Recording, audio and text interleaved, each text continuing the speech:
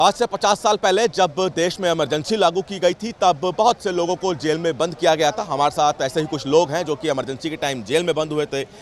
Sir, क्या नाम है आपका? देशराज बुद्धि राजा।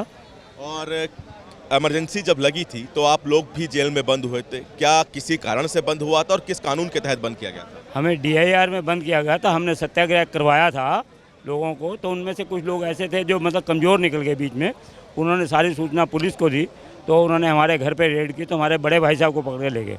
उन दिनों हमारी बड़ी भाभी प्रेग्नेंट थी तो उनको ले जाने की वजह से मैं कुछ दिन तो मतलब गायब रहे हम लोग, लेकिन उसके बाद अल्टीमेटली मेरे को सरेंडर करना पड़ा और कोई कारण नहीं था उसके लिए। ये कहा जाता है कि उस समय में जो जेल में बंद हुए उनके साथ प्रताड़ना भी बहुत की गई। प्रताड़ना तो बहुत ज़्यादा हुई, मेरे से ज़्यादा तो मेरे भाई साहब के साथ हुई। उनको बहुत मारा पीटा गया, बड़े भाई साहब थे और तो उनके लिए दिक्कत की वजह से ही मेरे को मतलब अपने आप को सरेंडर करना पड़ा, नहीं तो मैं इनके हाथ में तो आने वाला नहीं था। कितनी उम्र रही होगी तब आपकी? मेरी 25 साल उम्र थी उस समय। सर, आपका क्या नाम है? मेरा यशपाल सचदेवा। तो सचदेवा जी, क्या आप भी आपातकाल जब लगा था देश में उस समय जेल में आपको भी बंद किया गया था? हाँ जी, बंद किया। किस वजह से आपको बंद किया गया था? कोई कानून लगाया गया? हम इनके विरोध में पोस्टर वगैरह और सब चीज़ काम कर रहे थे और एक दिन हमने फिर सत्याग्रह किया, झील में पोस्टर लुटाए, खूब प्रचार करा इनके खिलाफ, इमरजेंसी हटाओ। तो हमें फिर ये 8 साथी थे मेरे, उनको काफ़ी देर हम वहाँ पे प्रचार करा। उसके बाद पुलिस आ गई और हमें गांधीनगर थाने ले गई। हालांकि 50 साल हो चुके हैं, अगर किसी तरह कोई मंजर आपको याद हो, किस तरह का मंजर था उस वक्त? बोलने की आज़ादी नहीं थी, प्रदर्शन करने के लिए क्या मंजर दिखता था आपको? अरे भगवान, वो क्या कहते हैं, भारत माता की जय बोलना भी अपराध हो गया था। तो इससे ज़्यादा मंजर क्या हो सकता है बताइए, अपने देश में ही। तो इंदिरा का तो कोई नाम लेके अरे नाम मत लो, तो ऐसे लोग डरते थे। ऐसी हालत हो गई थी कि भाई ना तो वकील ना दलील, तुमने बंद कर दिया, किसी भी इंदिरा ने बंद कर दिया तो बस फिर वो तुम्हारी सुनवाई नहीं है, बस तुम मुजरिम हो। हाँ, प्रताड़ना भी बहुत हुई जेल में। प्रताड़ना बहुत हुई। अरे मेरे साथ हुई या मेरे भाई साहब के साथ हुई, मैं आपको बयान ही नहीं कर सकता। हमारे भाई साहब की दुकान थी कपड़े की उस समय, तो उनकी दुकान की चोरी हो गई। सुखदेव सिंह DSP हुआ करता था गांधीनगर पुलिस स्टेशन में, तो उसने कहा कि तुम्हें जो करना है कर लो, तुम्हें तुम्हारा कपड़ा वापस भी नहीं मिलेगा।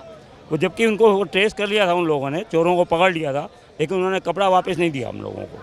मतलब इतनी सुनवाई हो रही थी आप लोगों की? कोई बिल्कुल कोई पुलिस, कोई कानून, कोई वकील? वो कोई हमारी तरफ से वकील जो अपने थे वो थे, लेकिन पुलिस की उनकी भी कोई सुनाई नहीं थी। कितना टाइम जेल में बंद रहे? मैं 6 महीने रहा और मैं 4 महीने रहा लगभग। हाँ, तो ये वो लोग जो कि आपातकाल के समय में जिन्होंने सरकार के खिलाफ आवाज़ उठाई और उसके बाद उनको जेल में बंद किया गया। और भी लोग हमारे साथ हैं जो कि आपातकाल के समय पे जिन्होंने सरकार के खिलाफ आवाज़ उठाई उन्हें जेल में बंद किया गया।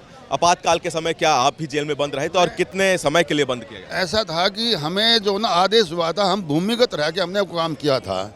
हमारा उनसे भी बुरा हाल था, जो बंद थे उनसे भी बुरा हाल था। आप जेल में बंद नहीं रहे लेकिन आप अपना आंदोलन जारी रखे। हमें ये था कि जो पकड़े गए हैं उनके परिवार को संभालना, और हमने जो ना पैम्पलेट बांटना बसों में या घरों में नीचे जाके देना और दीवार लेखन करना, यानी कि जो गतिविधि जनता तक पहुंचानी थी वो हमने जो ना हमारी ड्यूटी थी। हमें उनसे भी ज़्यादा खतरा था हर वक्त जो ना। हम लोग अंडरग्राउंड रह के काम कर रहे थे क्या, ताकि जनता को ये दिखा दे कि ये दूसरी आज़ादी है और बहुत ही अत्याचार हो रहे हैं लोगों के ऊपर। अगर यही काम खुले में किया जा रहा था, जैसे और भी लोगों को जेल में बंद किया गया, आपको भी खतरा था अपनी जान का? हाँ, हमें खतरा था पूरा। अगर हम उनको मिल जाते तो हम छोड़ते थोड़ी वो जो नहीं, लेकिन हम पता नहीं कैसे कैसे जो ना अपने रूप बदल के रात को, आधी रात को, हमारा कोई समय नहीं था। जैसा कि हमने जो ना किसी के घरों में पैम्पलेट पहुंचाना या जिसके बंद थे उनके घरों में कोई तकलीफ तो नहीं है, बंद वालों को वहाँ पे उनकी सहायता करना और दीवार लेखन करना, यानी कि जनता को जागृत करना हमारा उसके प्रति जो है ना जी। ये दूसरी आज़ादी थी, 47 के बाद में दूसरी आज़ादी थी जो 50 साल के मौके पर पूरे देश में ये बनाया जा रहा है काला दिन के रूप में। क्या कहना चाहेंगे, वाकई में क्या काला दिन रहे वो? ये हाँ, हम आगे वाले युवा पीढ़ी को ये बताना चाहते हैं कि वो समय एक किस्म से दूसरी आज़ादी ली थी। तो अगर कभी भी ऐसा कोई वो होता है तो आपको वैसे होशियार रहना पड़ेगा और आपको उसका विरोध करना होगा, जैसे कि 1975 में किया है जो। तो सूर्य समाचार से उन लोगों ने खास बातचीत की जो आपातकाल के दौरान जेल में बंद रहे, अंडरग्राउंड रहकर सरकार की नीतियों के खिलाफ काम किया, और इन्होंने बताया कि किस तरह से वो काले दिन थे और कितना काला वो इतिहास था और वो दिन इनकी रगों में और इनकी रजों में आज भी याद है। कैमरामैन प्रदर्शन के साथ दिल्ली से सूरज समाचार के लिए विनय सिंह।